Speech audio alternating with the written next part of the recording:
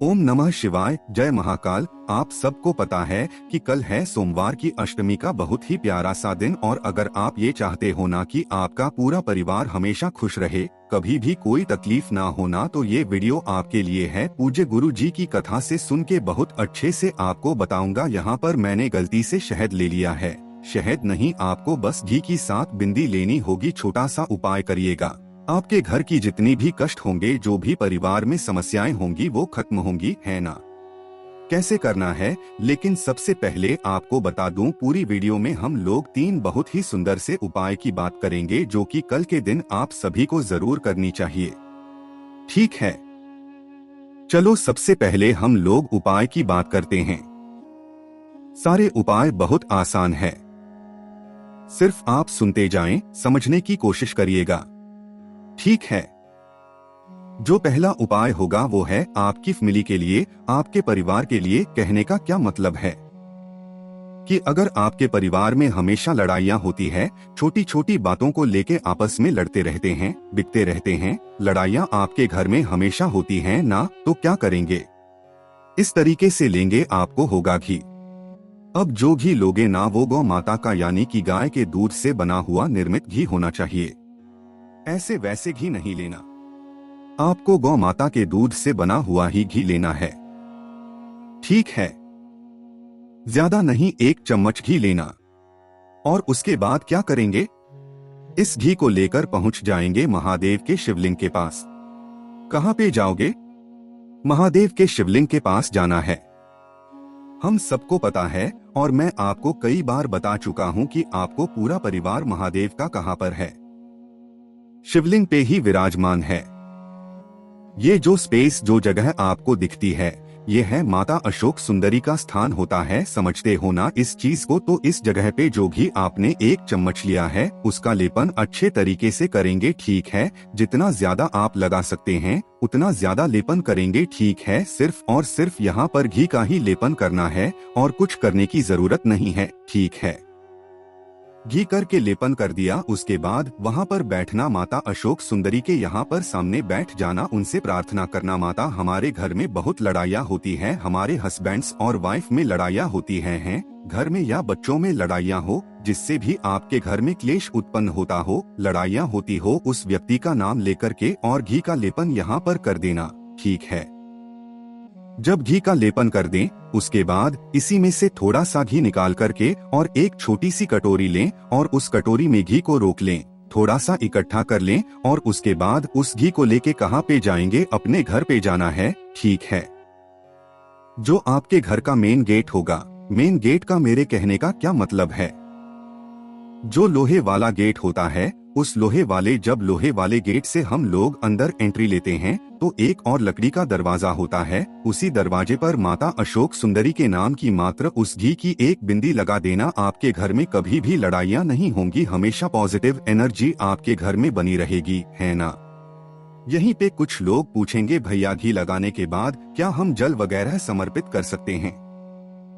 जी हाँ, बिल्कुल। घी लगाने के बाद जब घी आप कटोरी में रोक लें, उसके बाद 1 लोटा शुद्ध जल तांबे के लोटे से महादेव के शिवलिंग के ऊपर श्री का स्मरण करते हुए समर्पित करना। जो भी व्यक्ति सोमवार के दिन या फिर सोमवार की अष्टमी के दिन इस तरीके से उपाय को करता है, उसके घर से जितनी भी समस्याएं होती है, नेगेटिव एनर्जी होती है, वो घर के बाहर निकल जाती है। बात आई समझ में। चलो, पहले उपाय की तो बात हमने यहाँ पर कर ली है, आगे बढ़ते हैं इस वीडियो में। अब हम लोग अपने दूसरे उपाय की तरफ, लेकिन ये दूसरा उपाय बताने से पहले एक छोटा सा काम आप सभी को करना है, वो है वीडियो को लाइक कर दो, और जिसने अभी तक चैनल को सब्सक्राइब नहीं किया ना, तो जल्दी से चैनल को कर दो। ठीक है, चलो सबसे पहले समझते हैं कि इस उपाय को करने के आपके फायदे क्या हैं। ठीक है, सबसे पहला फायदा तो ये है हस्बैंड और वाइफ। मेनली ये उपाय किन के लिए है, पति और पत्नी के लिए। जो भी हस्बैंड वाइफ में हमेशा लड़ाइयाँ होती हैं ना, छोटी छोटी बात को लेके, वो इस उपाय को कर सकते हैं। दूसरा, वो इस उपाय को कर सकते हैं जिनके घर में प्रेम नहीं है, कहने का मतलब एकता नहीं है, हमेशा लड़ाइयाँ होती हैं, आपस में लड़ते रहते हैं, एक दूसरे की चुगली करते रहते हैं, वो भी इस उपाय को कर सकते हैं। ठीक है, समझेंगे। देखो, आपको क्या करना, इस तरीके से लेना होगा एक कच्चा सूत। अब ये कच्चा सूत क्या है? ये वही कच्चा सूत है जो हम लोग क्या करते हैं, वट वृक्ष की जब परिक्रमा करते हैं तो लपेटते नहीं हैं, उसमें पेड़ों में कच्चा सूत। आपको वही कच्चा सूत लेना होगा। ठीक है, कच्चा सूत ले लिया। साथ ही साथ आपको लेना होगा इस तरीके से बेलपत्र। बेलपत्र कितनी लोगे? मात्र एक बेलपत्र की आपको जरूरत होगी, ज्यादा नहीं लेना। ठीक है, बेलपत्र ले लिया। अब जो बताऊंगा उस चीज को बहुत ध्यान से सुनना, क्योंकि ये बहुत ही कॉम्प्लिकेटेड उपाय है। ठीक है, कैसे है समझो। आपको क्या करना, महादेव के मंदिर में जाना है। जैसे ही महादेव के मंदिर में आप पहुंचोगे, सबसे पहले दर्शन किसके होंगे? आपको नंदी बाबा के। अरे होंगे ना दर्शन तो क्या करेंगे? उस एक बेलपत्र को वहीं पर नंदी बाबा के पीछे बैठेंगे, यहाँ पर पीछे बैठ जाना और उस एक बेलपत्र को लेना और जो कच्चा सूत है उसको लेना। ठीक है, ले लिया। अब कच्चे सूत को क्या करेंगे? अपने हाथ पे कुछ इस तरीके से लपेटेंगे। कितनी बार घुमाएंगे? 7 बार, 7 टाइम्स घुमाएंगे। नाम और गोत्र बोल करके। अगर पति ये उपाय अपनी पत्नी के लिए कर रहे हैं तो पत्नी का नाम और गोत्र, अगर कोई पत्नी अपने पति के लिए कर रही है तो पति का नाम और गोत्र बोल करके इसको लपेटे। या फिर जिस भी इंसान से लड़ाइयाँ होती है उस इंसान का नाम और गोत्र बोलेंगे। ठीक है, इतना करने के बाद अपने हाथों पर इस तरीके से उस कच्चे सूत को 7 बार घुमाना। ठीक है, बांधना नहीं है, बस 7 बार लपेट देना। थोड़ा सा ढीला रखना। ढीला क्यों रखना? क्योंकि जब 7 बार आप लपेट दें उसके बाद इस कच्चे सूत को अपने हाथों से निकाल लें, बाहर निकाल लें। ठीक है, ऐसे लपेटा हुआ ही बाहर निकाल लें। उसके बाद क्या यहाँ से नंदी बाबा के पीछे से उठेंगे। ठीक है, उठने के बाद कहाँ पे जाएंगे? महादेव के शिवलिंग के पास जाके खड़े होंगे। जो नियम बताऊंगा समझना। हमने आप सबको कई बार बता चुका हूँ, महादेव का पूरा परिवार शिवलिंग पे ही विराजमान है ना? तो देखो, ये जो भाग आपको दिखता है ना, ये वाला भाग जहाँ पे मैं देखो रेड कलर से पेंट कर रहा हूँ, इसको बोलते हैं कटी भाग, जिसको प्यार से हम हस्तकमल भी बोल सकते हैं, जहाँ पे ये शिवलिंग विराजमान होते हैं। ठीक है, समझ में आई एक बात? तो जहाँ पर मैंने रेड कलर से पेंट किया है ना, वहीं उसी जगह जो कच्चा सूत आपने अपने हाथ से निकाला है, 7 बार लपेटने के बाद वो यहीं पर पहना देना।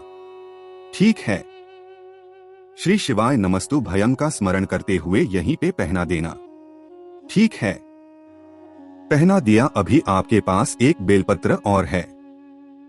ठीक है, यहीं पर आपने कटी भाग जो आपको दिख रही है ना, इसी कटी भाग पर उस एक बेलपत्र को भी आपको श्री शिवाय नमस्तु भयंकर का स्मरण करते हुए समर्पित कर देना। जो भी व्यक्ति सोमवार की अष्टमी के दिन सुबह या फिर शाम के टाइम पे इस उपाय को कर लेता है, उसके घर की जो भी समस्याएं होती है, खासकर लड़ाई से संबंधित, हस्बैंड वाइफ में या फिर घर में किसी भी सदस्य से ऐसी लड़ाई होती है, वो लड़ाइयां धीरे धीरे करके खत्म होना स्टार्ट होती है। सोमवार की अष्टमी के दिन ही इस उपाय को करते हैं और किसी भी दिन इस उपाय को नहीं कर सकते। बात आई समझ में? बहुत ज्यादा आसान था। अब इसके बाद आप चाहे तो एक लोटा शुद्ध जल तांबे के लोटे से महादेव के शिवलिंग के ऊपर समर्पित कर सकते हैं, उसकी कोई दिक्कत नहीं है। समझ में आई बात? चलो, 2 उपाय की बात हमने यहाँ पर कर ली है, आगे बढ़ते हैं इस वीडियो में। अब हम लोग उपाय और इस वीडियो का सबसे आखिरी उपाय, वो आखिरी उपाय क्या है समझो। देखो, इस उपाय को करने का सबसे पहले नियम समझो, लेकिन उससे पहले फायदा समझो। तीसरा जो फायदा है आपका है ना, वो ये फायदा है कि आपके परिवार की किसी भी सदस्य की अगर कोई मनोकामना है तो आप इस उपाय को कर सकते हैं। वो खुद कर लें तो बहुत अच्छी बात है, वरना कोई भी सदस्य किसी की भी इस उपाय को कर सकता है, किसी की भी मनोकामना को लेके। सबसे सुंदर बात इस उपाय की यही है। ठीक है, देखो हम लोग क्या करते हैं, जब भी जाते हैं, चाहे वो सोमवार का दिन हो, सोमवार की अष्टमी का दिन हो, महादेव की शिवलिंग की पूजन अर्चना बहुत प्यार से, बहुत ही श्रद्धा के साथ करते हैं ना हम सभी। लेकिन हम लोग एक छोटी सी गलती करते हैं। वो गलती क्या है कि जब हम महादेव की पूजन अर्चना कर लेते हैं और जब मंदिर से बाहर निकलते हैं तो नंदी बाबा को हम देखते भी नहीं हैं। यही सबसे बड़ी गलती होती है। आप सबको पता होना चाहिए कि हमारी कोई भी ऐसी मनोकामना जो होती है वो नंदी बाबा के थ्रू ही महादेव की तरफ पहुंचती है।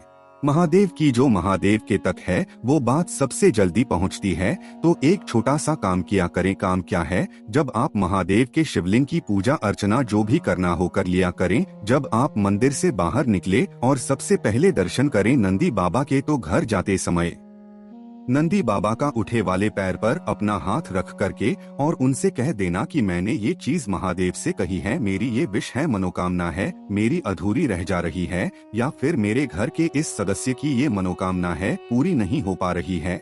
आप उन तक मेरी इस बात पहुंचा देना, उनका दाहिना पैर स्पर्श करके। उसके बाद आप अपने घर की तरफ चले जाना। जो भी आपके विशेष होंगी, जो भी आपकी इच्छाएं होंगी, नंदी बाबा महादेव तक जरूर पहुंचाएंगे और आपकी सारी इच्छाएं पूरी होंगी। सबसे सुंदर उपाय है ये, इससे आसान उपाय आपको अपनी मनोकामना पूरी करने के लिए हो ही नहीं सकता, या फिर किसी और की मनोकामना पूरी करने के लिए है ना। यहाँ पर एक छोटी सी शिकायत आप सभी को होती है कि भैया आप कमेंट का रिप्लाई नहीं करते। तो मेरे सभी भाई, मेरी सभी बहनों, आप लोग से मैं चाहता हूँ, लेकिन आपको पता होना चाहिए इतने ज्यादा कमेंट आते हैं कि मैं सभी के रिप्लाई नहीं कर पाता हूँ। इसीलिए मैं आपसे बार बार कहता हूँ कि अगर आपको मुझसे फोन पे बातें करनी है तो आप मुझे इंस्टाग्राम पे फॉलो कर सकते हैं, एस्ट्रोवोम। वहाँ पर मैं सभी के रिप्लाई भी करता हूँ और सभी से फोन पे भी बातें कर लेता हूँ। लेकिन यहाँ YouTube के कमेंट सेक्शन में मेरे लिए रिप्लाई कर पाना थोड़ा सा इस टाइम पे मुश्किल होता जा रहा है। ठीक है, फिर भी कोशिश करता हूँ मैं आप सभी को रिप्लाई करने की। तो कुछ पूछना हो तो आप इंस्टाग्राम पे या फिर नीचे कमेंट में पूछें। जितने भी भाई बहन मेरी आवाज पहली बार सुन रहे हैं, चैनल को सब्सक्राइब करिएगा और हाँ, वीडियो को लाइक जरूर किया करिए। ओम नमः शिवाय। जय महाकाल।